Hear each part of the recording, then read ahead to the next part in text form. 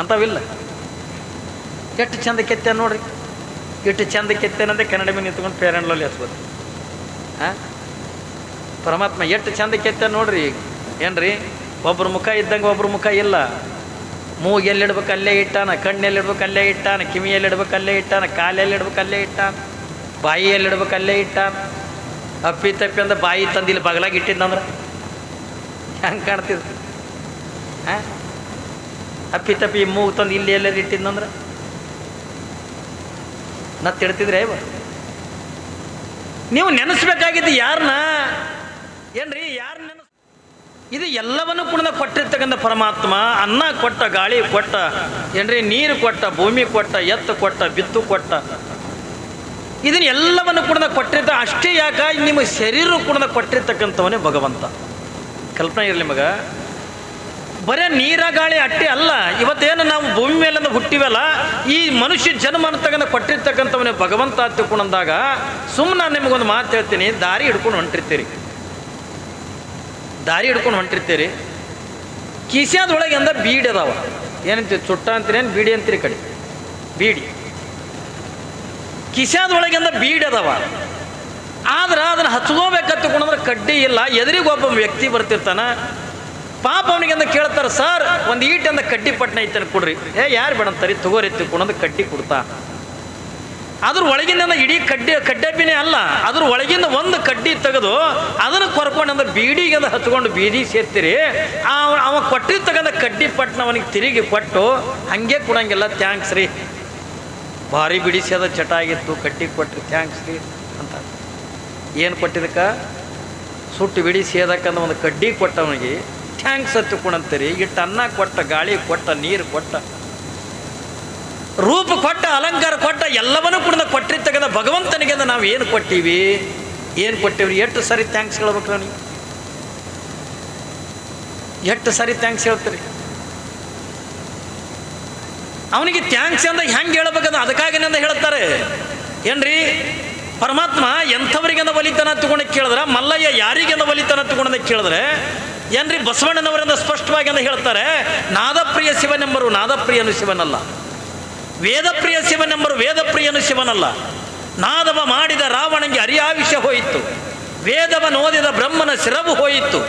ನಾದಪ್ರಿಯನವಲ್ಲ, ವೇದಪ್ರಿಯನವಲ್ಲ, ಭಕ್ತಿ ಪ್ರಿಯ ನಮ್ಮ ಕೂಡಲ ಸಂಗಮ ದೇವ. ಪರಮಾತ್ಮ ಯಾರಿಗೆ ಒಲಿತನ ತಗೊಂಡು ಕೇಳಿದ್ರೆ, ನಾವು ಭಾಳ ಜೋರಿಂದ ದನಿ ತೆಗೆದಿಂದ ಪದ ಹಾಡ್ತೀವಿ ಎತ್ತಿಕೊಂಡ್ರೆ ನಮಗೆ ಒಲೆಂಗಿಲ್ಲ. ನಾವು ಏನು ಸಿಕ್ಕಾಪಟ್ಟೆಯಿಂದ ಮಂತ್ರ ಅಂತೀವಿ ಎತ್ತಿಕೊಂಡ್ರೆ ನಮ್ಮ ಮಂತ್ರಕ್ಕೆ ಪರಮಾತ್ಮ ಒಲೆಂಗಿಲ್ಲ. ಹಾಗಾದ್ರೆ ಪರಮಾತ್ಮ ಎದಕ್ಕೆ ಒಲಿತಾನ ಎತ್ತಿಕೊಂಡು ಕೇಳಿದ್ರೆ, ನಿಮ್ಮಿಂದ ಅವ ಏನು ಕರಿಗಡಬೇಕು ಕೇಳಿಲ್ಲ, ಏನೂ ಕೇಳಿಲ್ಲ. ಏನ್ರಿ, ಇವತ್ತು ನೀವು ಮಲ್ಲಯ್ಯನ ದೇವಸ್ಥಾನಕ್ಕೆ ಬರ್ತಿರಲ್ಲ, ಅಮಾಸೆ ಹುಣ್ಣಿಗೆ ಬರ್ತಿರಲ್ರಿ ಊರಾಗ? ಯಾಕಂದ್ರೆ ನೀವು ಬರಂಗೆ ಕಾಣಂಗಿಲ್ಲ. ಯಾಕಂದ್ರೆ ನೀವೆಲ್ಲರೂ 2-2 ಕಿಲೋಮೀಟ್ರ್ 3-3 ಕಿಲೋಮೀಟ್ರ್ ಹೊಲ್ದಾಗ ಮನೆ ಮಾಡ್ಕೊಂಡು ಅದೇರಿ. ನಿಮಗೆ ಯಾ ಮಲ್ಲಯ್ಯನೂ ಹತ್ತಲ್ಲ, ವರ್ಷಗೊಮ್ಮೆ ಹತ್ತನ.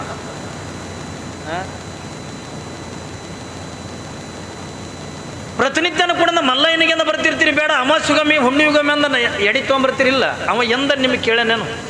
ಯವ್ವ, ಒಂದು ದಿವಸ ಅಂದ ಮಲ್ಲಯ್ಯ ನನಗೆ ಕರಿಗಡ ಬುಣಂಗಾಗ್ಯದ ಅಂದನ. ಒಂದು ದಿವಸ ನಿಮಗೆ ಹೋಳಿಗೆ ಕೇಳ್ಯಾನ. ನಿಮಗೆ ಏನು ಕೇಳ್ಯಾನ? ನಿಮಗೆ ಏನೂ ಕೇಳಿಲ್ಲವ. ನಿಮ್ಮ ಬಂಗಾರ ಕೇಳಿಲ್ಲ, ಬೆಳ್ಳಿ ಕೇಳಿಲ್ಲ, ಅನ್ನ ಕೇಳಿಲ್ಲ, ಯಾವುದು ಕೂಡ ಕೇಳಿಲ್ಲ. ಆದರೆ ಪರಮಾತ್ಮ ಕೇಳತಕ್ಕಂಥದ್ದು ಒಂದೇ ಒಂದು ಏನು ಒತ್ತಿಕೊಂಡ ಕೇಳಿದ್ರೆ, ನಿಮ್ಮಲ್ಲಿರ್ತಕ್ಕಂಥ ನಿಶ್ಚಲವಾಗಿರ್ತಕ್ಕಂಥ ಭಕ್ತಿಯಿಂದ ಅವನು ಧ್ಯಾನ ಮಾಡಿದ್ರೆ ಸಾಕು, ನಿಮ್ಮ ಎಲ್ಲ ಪಾಪಗಳೆಲ್ಲ ಪರಿಹಾರ ಆಗ್ಯಂದ ಹೋಗ್ತಾವ. ಏನ್ರಿ, ಬರೀ ಅವನು ಧ್ಯಾನ ಮಾಡಿದ್ರೆ ಸಾಕು, ನಾಮಸ್ಮರಣೆ ಮಾಡೋದು ಸಾಕು. ಅವ ಬೇಡದು ಅದು ಒಂದೇ, ಅವನನ್ನು ನೆನೆಸ್ಬೇಕು ನಾವು. ಯಾಕೆ? ಪರಮಾತ್ಮ ಮುಂಜಾನೆ ಎದ್ದು ಹೋಗಿ ಜಗಲಿ ಮೇಲಿಂದ ನಿಂತ್ಕೊಂಡು, ಏನ್ರಿ, ಪರಮಾತ್ಮನ ಮೂರ್ತಿ ಅಂತ ಜಗಲಿ ಮೇಲಿಂದ ಇಟ್ಕೊಂಡು ನೀವು 100 ದೇವರುಗಳನ್ನು ಇಡ್ತಿರೋ ಬಿಡ್ತಿರೋ ಗೊತ್ತಿಲ್ಲ. ಆದ್ರೆ ಪರಮಾತ್ಮನ ಒಂದು ಮೂರ್ತಿ ಅಂತ ಇಟ್ಕೊಂಡು ಹೋಗಿ ಕೈ ಮುಗಿದು, ಭಗವಂತ ಇಷ್ಟೆಲ್ಲಾನು ಕೂಡ ಕೊಟ್ಟಿದ್ದೀಪ್ಪ, ನಿನ್ನ ಉಪಕಾರ ಭಾಳ ಅದು, ನನಗೆ ಎಲ್ಲವನ್ನು ಕೂಡ ಕೊಟ್ಟಿದ್ದೀನಿ, ನಿನ್ನ ಉಪಕಾರ ಭಾಳ ಅದ. ಅದಕ್ಕೆ ನಿನ್ನ ಧ್ಯಾನ ಬಂದಾದ್ರೆ ಸಾಕು, ನಿನ್ನ ನಾಮಸ್ಮರಣೆ ಮಾಡಿದ್ರೆ ಸಾಕು, ನನಗೆ ಎಲ್ಲವೂ ಕೂಡ ನೀನು ಕೊಟ್ಟಿದ್ದಿಲ್ಲ ಅಂತ ತಿಳ್ಕೊಂಡು ಭಗವಂತನ ಉಪಕಾರ ಸ್ಮರಣೆ ಅಂತ ನಾವು ಮಾಡಬೇಕಾಗ್ತದೆ. ಆದ್ರೆ ನಾವೆಲ್ಲ ಏನು ಮಾಡಕತ್ತೀವಿ ಅಂತ ತಿಳ್ಕೊಂಡು ಕೇಳಿದ್ರೆ, ಮೂಗು ಕೊಟ್ಟವನು ಬಿಟ್ಟು, ಏನ್ರಿ, ಮೂಗು ಬಟ್ಟು ಮಾಡಿದವನು ನೆನೆಸಲಕತ್ತೀವಿ. ಏಯ್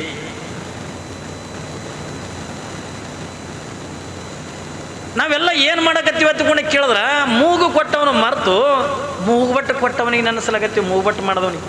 ಹೌದಿಲ್ಲವು? ಜೇಡರು ದಾಶಿಮಾರಿ ಅಂತಾರೆ, ಕಡಿಗೀಲಿಲ್ಲದ ಬಂಡಿ ಹೊಡೆಗೆಡಬಹುದು ಮಾಂಬುದೆ. ಕಡಿಗೀಲು ಬಂಡಿಗಾದಾರ ಕಡುದರ್ಪ ಬೇರಿದ ಬಡಲೆಂಬ ಬಂಡಿಗೆ ಮೃಡ ಶರಣರ ನುಡಿ ಗಡನವೇ ಕಡಿಗೀಲು ಕಾಣ ರಾಮನಾಥ. ಒಬ್ಬ ದೊಡ್ಡ ಶ್ರೀಮಂತ, ಲಕ್ಷದಾಗಿರಲಿ ಮಗ.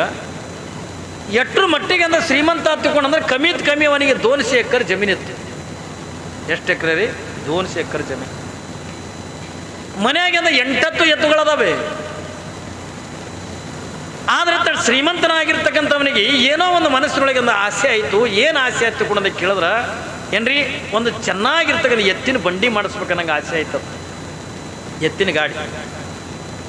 ರೈತರಿಗೆ ಆಸೆ ಏನು? ಚಲೋ ಎತ್ತು ತಗೋಬೇಕು, ಚಂದ ಎತ್ತಿನ ಗಾಡಿ ಮಾಡಿಸ್ಬೇಕು, ಚಲೋ ಕೂರ್ಗಿ ಮಾಡಿಸ್ಬೇಕು, ಇದೆಯಲ್ರಿ ರೈತರಿಗೆ ಆಸೆ. ಪಾಪ ಶ್ರೀಮಂತ ಏನು ಮಾಡ್ದ, ಈ ಅಕ್ಕಲಕೋಟ ತಾಲೂಕಿನಾಗ ಅಲ್ಲ, ಸೊಲ್ಲಾಪುರ ಜಿಲ್ಲಾದೊಳಗನೆ ಯಾರೂ ಮಾಡಿಸಿರಬಾರ್ದು ಅಂಥದ್ದೊಂದು ಎತ್ತಿನ ಗಾಡಿ ಮಾಡಿಸ್ಬೇಕಂತಿಕೊಂಡಂದು. ಹೆಂಗೆ ನೀವು ಇವತ್ತು ತೇರು ಮಾಡಿಸಿರ ನೋಡ್ರಿ. ಬಹುಶಃ ನಾನು ನೋಡಿದ ಮಟ್ಟಿಗೆ ಸುಮಾರನ್ನ ನಾನು ಸಾವಿರಾರು ಊರಾಗ ಪ್ರವಚನ ಮಾಡಿನ. ಆದರೆ ಬಹುಶಃ ಇವತ್ತು ನಿಮ್ಮಲ್ಲಿ ಏನ್ರಿ ಈ ಊರಾಗಿರ್ತಕ್ಕಂಥ ತೇರ ನಾ ಎಟ್ರ ಮಟ್ಟಿಗೆ ವರ್ಣನೆ ಮಾಡ್ಬೇಕಾಗ್ಯದ ತಗೊಂಡು ಕೇಳಿದ್ರೆ, ಬಹುಶಃ ನಿಮ್ಮ ಸೊಲ್ಲಾಪುರ ಜಿಲ್ಲಾದೊಳಗಲ್ಲ, ನಮ್ಮ ಕರ್ನಾಟಕ ಮಹಾರಾಷ್ಟ್ರದೊಳಗೆ ಯಾವ ದೇವಸ್ಥಾನಕ್ಕೂ ಇಂಥ ತೇರಿಲ್ಲ, ಅಂಥ ತೇರು ಮಾಡಿಸ್ಬಿಟ್ರಿ. ಯಾಕೆ ಮನಸ್ಸಾ ಇಚ್ಛೆ. ಅದಕ್ಕೇನು ತೊಡೆ ಖರ್ಚಾಗ್ಯದೇನ್ರಿ? 18 ಲಕ್ಷ ರೂಪಾಯಿ ಮುಟ್ಟ್ಯದ. ಎಷ್ಟು ಚಂದ ಮಾಡ್ಯಾನ ಏನ್ರಿ. ಆದರೆ ತೇರಿನಕ್ಕಿಂತಲೂ ಕೂಡ ಆ ತೇರು ಮಾಡಿರ್ತಕ್ಕಂಥವನನ್ನು ನಾವು ವರ್ಣನೆ ಮಾಡ್ಬೇಕಾಗ್ತದೆ. ಯಾಕಂದ್ರೆ ಎಷ್ಟು ಚಂದ ಮಾಡ್ಯಾನ ನೋಡಿ. ಪಾಪ ಊರಾಗಿಂದ ಒಬ್ಬ ಬಡಿಗೆ ಇದ್ದ. ಆ ಬಡಿಗೆನ ಹತ್ತಿರಂದ ಹೋದ ಇವ ಶ್ರೀಮಂತ. ಹೋಗಿ ಶ್ರೀಮಂತ, ಏನಪ್ಪ ಬಡಿಗೌಡ, ಒಂದು ಎತ್ತಿನ ಬಂಡಿ ಮಾಡ್ಬೇಕಾಗ್ಯದ. ಅದು ಅಂಥ ಇಂಥ ಬಂಡಿ ಅಲ್ಲ, ಇಡೀ ನಮ್ಮ ಸೊಲ್ಲಾಪುರ ಜಿಲ್ಲಾದೊಳಗೆ ಯಾರೂ ಮಾಡಿಸಿರಬಾರ್ದು ಅಂಥ ಎತ್ತಿನ ಬಂಡಿ ನೀವು ಮಾಡಬೇಕು. ಪಾಪ ಅಂದ ಬಡಿಗೌಡ ಅಂತಾನೆ, ಯಾರು ಬಡಂತಾರೆ ಸಾವುಕಾರು, ನಾ ಹೇಳ್ದಂಥ ಕಟ್ಟಿಗೆ ತಂದು ಕೊಡ್ರಿ, ನಿಮಗೆ ಅಂಥ ಬಂಡಿ ಮಾಡಿ ಕೊಡ್ತೇನೆ. ಸರಿ ಆಯಿತು, ಹೇಳ್ದಂಥ ಕಟ್ಟಿಗೆ ತಂದು ಕೊಡಿ. ಎಂಥ ಕಟ್ಟಿಗೆ ಬೇಕು? ಅವಾಗ ಬಡಿಗೌಡ ಅಂತಾನೆ, ನನಗೊಂದು ಸಾಗೋನಿ ಕಟ್ಟಿಗೆ ತಂದು ಕೊಡ್ರಿ, ನೀವು ಅಂದಂಗಂದ ಬಂಡಿ ಮಾಡಿ ಕೊಡ್ತೇನೆ. ಸಾಗೋನಿ ಕಟ್ಟಿಗೆ ಬೇಕು. ಆಯ್ತಪ್ಪ, ಸಾಗೋನಿ ಕಟ್ಟಿಗೆ ತಂದು ಕೊಡ್ತೇನೆ, ನಿನ್ನ ಮಾಡು ಕೂಲಿ ಏಟು? ಮಾಡು ಕೂಲಿಯನ್ನು ಅಂದ 50,000 ರೂಪಾಯಿ ಹಾಕದ ಅಂದ. ಏಟ್ರಿ? 50,000 ರೂಪಾಯಿ. ಸಾವುಕಾರ ಅಂದ, ಹೋದ್ರ ಹೋಗೋ ಲೆಕ್ಕ. ಇಡೀ ಸೊಲ್ಲಾಪುರ ಜಿಲ್ಲಾದೊಳಗಿಂದ ಯಾರೂ ಮಾಡಿಸಿರಬಾರ್ದು ಅಂತ ಬಂಡಿ ಮಾಡಿಸ್ಬೇಕಂತಿಕೊಂಡಂದು ಹೋದ್ರ ಹೋಗೋ ಲೆಕ್ಕ 50,000 ರೂಪಾಯಿ ಅಂದ ಅವನಿಗಿಂದ ಬಡಿಗೌಡನಿಗೆ ಮಾಡು ಕೂಲಿ ಕೊಟ್ಟ. ಮುಂದೆ ಸಾಗೋನಿ ಕಟ್ಟಿಗೆ ತಂದ. ಕಮ್ಮಿ ಒಂದು 1.5 ಲಕ್ಷ ರೂಪಾಯಿ ಖರ್ಚು ಮಾಡಿ ಸಾಗೋನಿ ಕಟ್ಟಿಗೆ ತಂದು ಕೊಟ್ಟ. ವಾರ ಆಯಿತು, ತಿಂಗಳಾಯಿತು, 2 ತಿಂಗಳಾಯಿತು, ಒಂದು 2-3 ತಿಂಗಳ ತನಕ ಕೂಡ ಕುತ್ಕೊಂಡು ಒಳ್ಳೆ ಎತ್ತಿನ ಬಂಡಿ ತಯಾರು ಮಾಡ್ದ. ಒಳ್ಳೆ ಚಿತ್ರಗಳನ್ನು, ಒಳ್ಳೆ ಡಿಸೈನ್ಗಳನ್ನು, ಅದ್ರ ಮೇಲೆಲ್ಲ ಹಿಂಗೆಲ್ಲ ಚಿತ್ರಗಳನ್ನು ಮಾಡಿ ಬಹುಶಃ ಸೊಲ್ಲಾಪುರ ಜಿಲ್ಲಾದೊಳಗೆ ಅಂಥ ಎತ್ತಿನ ಬಂಡಿನೇ ಇದ್ದಿದ್ದಿಲ್ಲ, ಅಂಥ ಎತ್ತಿನ ಬಂಡಿ ಮಾಡ್ದ. ಬಡಿಗೌಡಂದ, ಸಾವುಕಾರ ನಿಮ್ಗೆ ಎತ್ತಿನ ಬಂಡಿ ರೆಡಿ ಆಗೈತಿ, ನೀವು ಯಾವಾಗಲೂ ಕುಡ್ದು ಒಯ್ಬೋದು. ಹಿಂಗೆ ಸಾವುಕಾರ ವಿಚಾರ ಮಾಡ್ತಾನೆ, ಏನ್ರಿ 1.5 ಲಕ್ಷ ರೂಪಾಯಿ ಅಂದ ಕಟ್ಟಿಗೆ ಕೊಟ್ಟಿನಿ, 50,000 ರೂಪಾಯಿ ಅಂದ ಯಾವ ಬಡಿಗೆನಿಗೆ ಅಂದ ಕೂಲಿ ಕೊಟ್ಟಿನಿ, 2 ಲಕ್ಷ ರೂಪಾಯಿ ಮುಟ್ಟ್ಯದ. ಮತ್ತು ಅಂಥ ಕಿಮ್ಮತ್ತಿನ ಬಂಡಿಗೆ ಅಂದ ಎತ್ತುಗಳು ಎಂಥವು ಇರಬೇಕು? ಎತ್ತಂಥವು ಇರ್ಬೇಕ್ರಿ.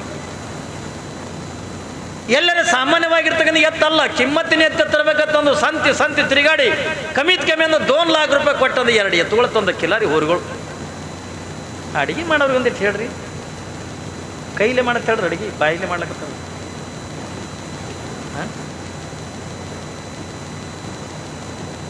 ಅದರಾಗ ಹೆಣ್ಮಕ್ಳು ಹೋಗ್ಯಾರ, ಮತ್ತು ಇಲ್ಲಿಯವ್ರು ಎತ್ತು ಹೋಗ್ಯಾರ ಮಾತಾಡ್ಲಕ್ಕ.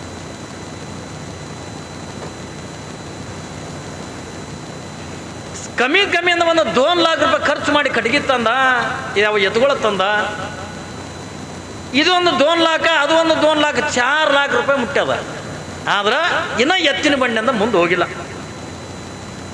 ಒಂದು ಒಳ್ಳೆ ಮುಹೂರ್ತ ನೋಡಿ ಏನ್ರಿ ಎತ್ತಿನ ಬಂಡಿಯಿಂದ ಪೂಜೆ ಮಾಡ್ಕೊಂಡು ಒಯ್ಬೇಕಂತ ತಿಳ್ಕೊಂಡೊಂದು ಸಾವುಕಾರ ಪಂಚಾಂಗ ತೆಗೆಸದ. ಒಳ್ಳೆ ಮುಹೂರ್ತ, ಒಳ್ಳೆ ತಿಥಿ, ಇದೆಲ್ಲ ನೋಡಿ ಇಡೀ ಊರೆಲ್ಲ ವರ್ಣನೆ ಮಾಡಕತ್ತಿತ್ತು. ಸಾವುಕಾರ ಅಂದ, ಇಡೀ ಈ ಸೊಲ್ಲಾಪುರ ಜಿಲ್ಲಾದೊಳಗೆ ಯಾರೂ ಮಾಡಿಸಿಲ್ಲತ್ತ, ಅಂಥ ಎತ್ತಿನ ಬಂಡಿ ಮಾಡಿಸ್ಯಾನ, ನಾನು ನೋಡಬೇಕು, ನೀನು ನೋಡ್ಬೇಕಂತ ತಿಳ್ಕೊಂಡೊಂದು ಇಡೀ ಊರು ಜನ ಹೆಣ್ಣು ಗಂಡು ಎಲ್ಲರೂ ಕಲ್ತರು. ಸಾವುಕಾರ ಹೋದ, ತಲೆಗೆ ಒಂದು ಹಳದಿ ರುಮಾಲು ಸುತ್ಕೊಂಡು, ಹೆಗಲಿ ಮ್ಯಾಗ ಒಂದು ಹಸಿರು ಸ್ಯಾಲ್ ಹಾಕ್ಕೊಂಡು, ಹೆಗಲ ಮ್ಯಾಗ ಬರ್ಕೋಲ್ ಹಾಕ್ಕೊಂಡು ಏನ್ರಿ ಎತ್ತುಗಳು ಹೊಡ್ಕೊಂಡು ಎಲ್ಲ ಪೂಜೆ ಸಾಮಾನು ತೊಗೊಂಡು ಹೋದ. ಹೋಗಿ ಎತ್ತಿನ ಗಾಡಿಗಿಂದ ಪೂಜೆ ಮಾಡ್ದ, ಕಾಯಿ ಬಡ್ದ, ಎರಡೂ ಕಡೆಯಿಂದ ಗಾಲಿಯಾಗ ನಿಂಬೆ ಹಣ್ಣಿಟ್ಟ, ಎತ್ತುಗಳು ಕೊಳ್ಳ ಕಟ್ಟದ. ಹೋಗಿಂದ ಬಂಡಿ ಮೇಲೆ ನಿಂತ. ಯಾವಾಗಿಂದ ನಿಂತೀವಿ ಏನಂದ, ಅಲ್ರಪ್ಪ ನಾವು ಒಬ್ಬನೇ ಕುಂದ್ರು ಚಂದ ಕಾಣಂಗಿಲ್ಲ ಈ ಬಂಡ್ಯಾಗ, ನೀವೊಂದು 4-5 ಜನ ಬರ್ರಿ ಎತ್ತಿಕೊಂಡಂದು ಒಟ್ಟು 6 ಮಂದಿ ಆ ಎತ್ತಿನ ಬಂಡ್ಯಾಗ ಹೋಗಿ ಕುಂತ್ರು. ಬಡಿಗೌಡಗೆ ಅಂತ ಕೇಳ್ದ, ಏನಪ್ಪಾ ಬಡಿಗೌಡ ಗಾಡಿ ಮುಂದಕ್ಕೆ ಬಿಡ್ಲೇನು? ಬಿಡ್ರಿ ಸಾವ್ಕಾರ, ಪೂಜೆಗೆ ಜಲ್ಲ ಆಗ್ಯದಲ್ಲ, ಗಾಡಿ ಮುಂದಕ್ಕೆ ಬಿಡ್ರಿ. ಸರಿ ಆಯ್ತು ಎತ್ತುಕೊಂಡು ನಾವು ಸಾವ್ಕಾರ ಏನು ಮಾಡ್ದ, ಮೊದಲೇ 2 ಲಕ್ಷ ರೂಪಾಯಿ ಕೊಟ್ಟು ತಂದಾನ ಎತ್ತುಗಳು. ನೋಡೋಕೆಂದ ಕಿಲಾರಿ ಹೋರುಗಳವ, ತಿಂದು ಸೊಕ್ಕಿರ್ತಕ್ಕಂಥ ಹೋರುಗಳದಾವ. ಯಾವಾಗಂದ ಎತ್ತಿನ ಡುಬ್ಬಿಗೆಂದ ಸ್ವಲ್ಪ ಅಂದ ಕೈ ಹಚ್ಚದ, ಎತ್ತುಗಳು ಓಡಕತ್ಬಿಟ್ಟು. ಯಾವಾಗಿಂದ ಎತ್ತುಗಳಿಂದ ಓಡಕತ್ತವ, ಎಲ್ಲಿತನ ಬಾಳೆ ಬಾಳಾದ್ರೆ ಇಲ್ಲಿದೇನ ಎತ್ತುಗಳ ಡುಬ್ಬಿಕೆಂದ ಕೈ ಹಚ್ಚಾನ, ಈಟು ಬಾಳಾದ್ರೆ ಈ ತೇರಿನ ತನ ಹೋಗಿದ್ದಿಲ್ಲ. ಯಾವಾಗಿಂದ ಅಂತ ಕಿಮ್ಮತ್ತಿನ ಗಾಡಿ ಬಿದ್ದು ಮುರ್ಕೊಂಡು ಹೋಗ್ಬಿಡ್ತು. ಏನ್ರಿ ಎಷ್ಟು ಖರ್ಚು ಮಾಡ್ಯಾನ? 1.5 लाख ರೂಪಾಯಿ ಕಟ್ಟಿಗೆ ತಂದ, 50,000 ರೂಪಾಯಿ ಅಂದ ಬಡಗನಿಗೆ ಅಂದ ಕೊಟ್ಟ. 2 लाख ರೂಪಾಯಿ ಅಂದ ಏನ್ರಿ 2 लाख ರೂಪಾಯಿ ಕೊಟ್ಟು ಎತ್ತು ತಂದಾನ.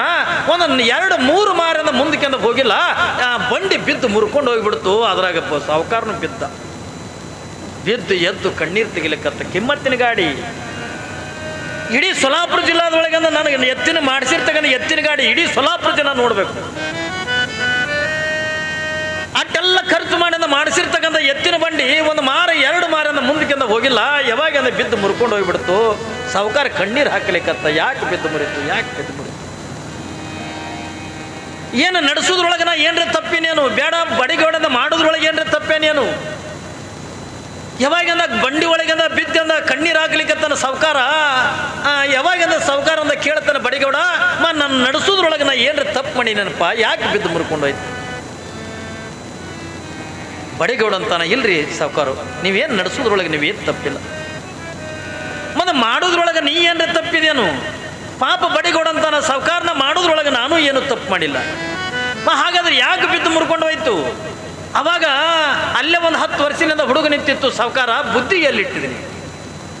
1.5 लाख ರೂಪಾಯಿ ಕಟ್ಟಿಗೆ ಕೊಟ್ಟಿದ್ದೆ, 50,000 ರೂಪಾಯಿ ಅಂದ ಬಡಗಿನ ಕೂಲಿ ಕೊಟ್ಟಿದ್ದೆ, ಏನ್ರಿ 2 लाख ರೂಪಾಯಿ ಕೊಟ್ಟಂದ ಎತ್ತು ತಂದಿದಿ, ಈ 4 लाख ರೂಪಾಯಿ ಅಂತ ಖರ್ಚು ಮಾಡಿದೆಯಲ್ಲ, ಆದ್ರೂ ಕೂಡ ನಿನ್ನ ಬಂಡಿ ಯಾಕೆ ಬಿದ್ದು ಮುರ್ಕೊಂಡು ಹೋಯ್ತು ಅಂತ ಕೇಳಿದ್ರೆ ಏನ್ರಿ ಆ 10 ವರ್ಷದ ಹುಡುಗ ಹೇಳ್ತದ, ಏನ್ರಿ ಗಾಲಿಗಳಿಗೆ 2 ಕೀಲು ಹಾಕಲಾರ್ದಕ್ಕೆ ಅಂದ ಬಿದ್ದು ಮುರ್ಕೊಂಡು ಹೋಗ.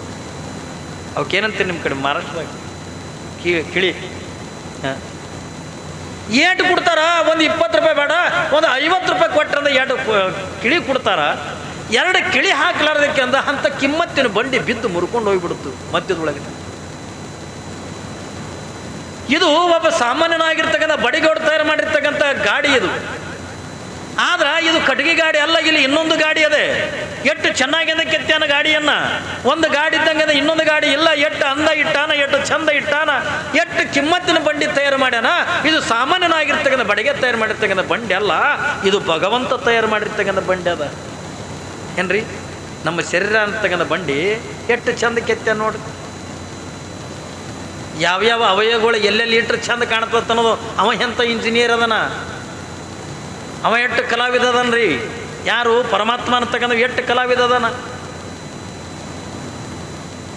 ನೋಡ್ರಿ. ನೀವು ಬಣಜುಗಳ ಊರಾಗಂದ ಕಮ್ಮಿತ್ ಕಮ್ಮಿ 200 ಮನೆ ಅದಾವ. ಏನ್ರಿ ಒಬ್ಬನ ಮುಖ ಇದ್ದಂಗೆ ಒಬ್ಬನ ಮುಖ ಇಲ್ಲ ಅದವನ್ ನೋಡ್ರಿ. ನೀವು ಥೇಟ್ ಅವನಂಗೆ ಏನು ಕರೆ ಅಲ್ರಿ ಅಂಥವಿಲ್ಲ. ಎಷ್ಟು ಚಂದ ಕೆತ್ತೇನೆ ನೋಡ್ರಿ, ಎಷ್ಟು ಚಂದ ಕೆತ್ತೇನಂದ್ರೆ ಕನ್ನಡ ಮೇಲೆ ನಿಂತ್ಕೊಂಡು ಪೇರೆಂಡ್ಲಲ್ಲಿ ಹಚ್ಬೋದು. ಪರಮಾತ್ಮ ಎಷ್ಟು ಚಂದ ಕೆತ್ತೇನೆ ನೋಡ್ರಿ. ಏನ್ರಿ ಒಬ್ಬರ ಮುಖ ಇದ್ದಂಗೆ ಒಬ್ಬರ ಮುಖ ಇಲ್ಲ. ಮೂಗು ಎಲ್ಲಿಡ್ಬೇಕು ಅಲ್ಲೇ ಇಟ್ಟಾನ, ಕಣ್ಣೆಲ್ಲಿಡ್ಬೇಕು ಅಲ್ಲೇ ಇಟ್ಟಾನ, ಕಿವಿಯಲ್ಲಿಡ್ಬೇಕು ಅಲ್ಲೇ ಇಟ್ಟಾನ, ಕಾಲೆಲ್ಲಿಡ್ಬೇಕು ಅಲ್ಲೇ ಇಟ್ಟಾನ, ಬಾಯಿಯಲ್ಲಿಡ್ಬೇಕು ಅಲ್ಲೇ ಇಟ್ಟಾನ. ಅಪ್ಪಿ ತಪ್ಪಿ ಅಂದ್ರೆ ಬಾಯಿ ತಂದಿಲ್ಲಿ ಬಗಲಾಗಿ ಇಟ್ಟಿದ್ದಂದ್ರೆ ಹೆಂಗೆ ಕಾಣ್ತಿದ್? ಅಪ್ಪಿ ತಪ್ಪಿ ಮೂಗು ತಂದು ಇಲ್ಲಿ ಎಲ್ಲರೂ ಇಟ್ಟಿದ್ದಂದ್ರೆ ನಾ ತಿಳ್ತಿದ್ರೆ ನೀವು ನೆನೆಸ್ಬೇಕಾಗಿದ್ದು ಯಾರನ್ನ? ಏನ್ರಿ ಯಾರನ್ನ ನೆನೆಸ್ಬೇಕು ನೀವು?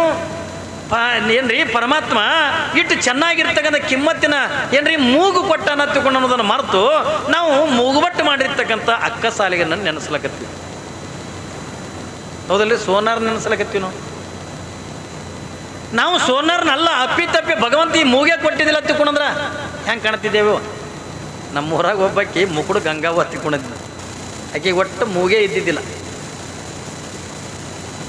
ಈ ಹಸಿ ಗ್ವಾಡ್ಯಾಗ ಬಟ್ಟು ಚುಚ್ಚಿ ತೆಗೆದ್ರೆ ಹೆಂಗೆ